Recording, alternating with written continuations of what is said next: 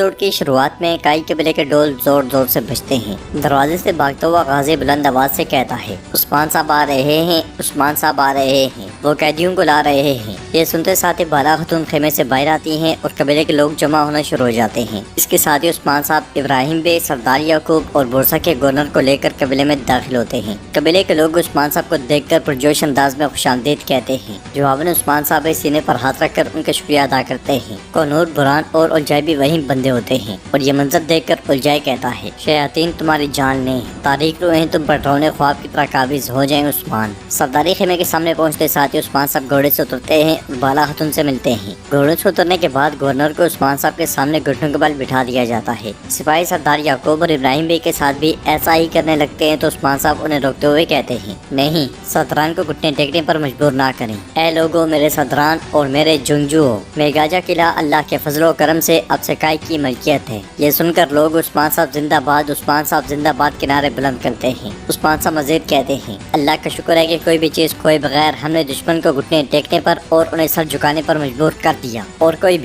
भी हमारी फतह की राह में हाइल ना हो सका। हमने शैतान की ताकत को नीस्तो नाबूद कर दिया। मेगाजा किला इंशाअल्लाह बहुत सी आने वाली फतोहात में हमारे लिए मददगार साबित होगा। तो चलें फिर माल गनीमत को लोगों और जंगजुओं के दरमियान तकसीम करते हैं। यह सुनकर कबीले के लोग कहते हैं, आपका शुक्रिया उस्मान साहब, आपका शुक्रिया, जिंदाबाद उस्मान साहब। उस्मान साहब लोगों का शुक्रिया अदा करते हुए कहते हैं, आपका भी शुक्रिया, सलामत रहें। सिपाहियों, कैदी मेरा हुक्म आने तक इंतजार करेंगे। ये कहते साथ ही उस्मान साहब सरदारी खेमे की जानिब बढ़ जाते हैं तो मलका कहती है, ये कैसे रसवाई है, तुम कौन होते हो मेरे शोहर को कैदी बना कर रखने वाले। उस्मान साहब बिना जवाब दिए चले जाते हैं तो बाला खतून कहती है, जिस सरजमीन पर आप कदम जमाई खड़ी हैं, हम उस सरजमीन के हाकिम हैं मलका खतून, अपनी हद में रहें। ये कहते साथ ही वो भी उस्मान साहब के पीछे चल पड़ती हैं। कौनूर, बुरहान और उलझाई से कहता है, लगता है कि उस्मान सरदारों और गवर्नर को कैदी बनाकर लाया है, इनकी डोर उसके हाथों में है। बुरहान कहता है, हमारे पास भागने के अलावा कोई रास्ता नहीं है, हमें यहाँ से निकलना होगा। तो उलझाई कहता है, हम निकल जाएंगे, हम निकल जाएंगे, इससे पहले कि मेरे सिपाहियों की लाश को कौवे खा जाएं,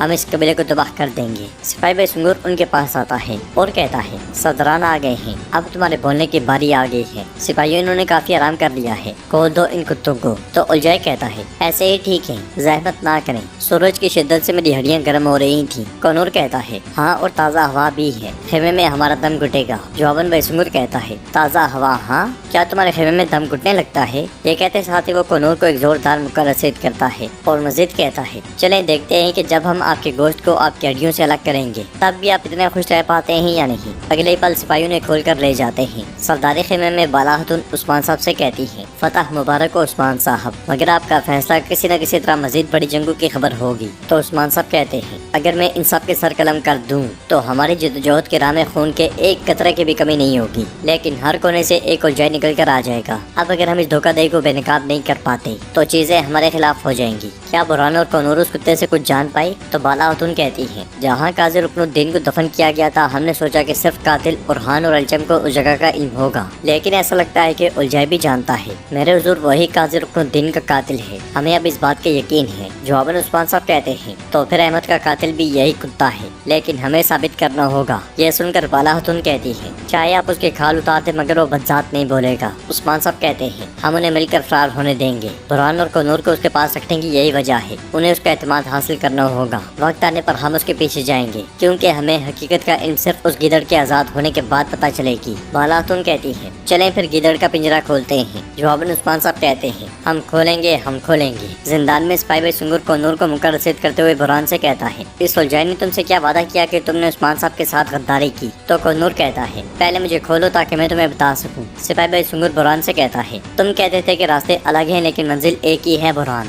अब क्या बदला? तो उलझाई कहता है, अंधे की आंखें खुल गई हैं, इन्होंने तुम्हारे उस्मान साहब का असली चेहरा देख लिया है। यह सुनकर सिपाही भाई सुंगुर उसके करीब जाते हुए कहता है, अंधे की आंखें खुल गई? हाँ, चलो देखते हैं कि तुम्हारी आंखें खुलने के बाद तुम इस तरह बात कर सकोगे। ये कहते साथ ही वो खंजर उलझाई की जानिब बढ़ाता है तो बुरहान उसे एक जोरदार लात रसीद करता है। ये देखकर हसन आगे बढ़ता है तो बुरहान उसे पाँव के जरिए दबोच लेता है और कौनूर खंजर उठाकर अपनी रस्सियां काट डालता है। फिर अगली लम्हे सिपाही भाई सुंगुर को मुक्का मार कर पीछे पटक देता है। फिर जल्दी से बुरहान और उलझाई को भी खोल देता है। हसन और सिपाही भाई सुंगुर को देखते हुए उलझाई कहता है, हड्डियों की आवाज सिर्फ अच्छी पिटाई से ही आती है। तो बुरहान कहता है, अब उस्मान को मारना हमारे ऊपर फर्ज है, वरना जब हम उसके हाथ लगेंगे वो हमारी जान ले लेगा। तो उलझाई कहता है, हम जरूर मारेंगे, लेकिन अभी चलो पहले यहाँ से निकलते हैं। मैं उसे उसके कबीले समेत जला दूंगा। इसके साथ ही वो तीनों खेमे से निकल पड़ते हैं। उधर उस्मान साहब सरदारी खेमे से बाहर आते हैं और कैदियों को देखते हुए कहते हैं, फितना फैलाकर इन्होंने हमारे खिलाफ कितनी चालें चली, लेकिन जिस तरह आप हक के खिलाफ हमेशा हारते आए हैं, उसी तरह आप दोबारा हार गए। काफिर हमारा खात्मा करने के लिए हर मंसूबा बनाते हैं, और आपका क्या इब्राहिम साहब, याकूब बे, तुर्क सदरान, आप इसमें कैसे शामिल हो सकते हैं? आपको क्या हासिल हुआ? मुझे बताएं, आपको क्या मिला?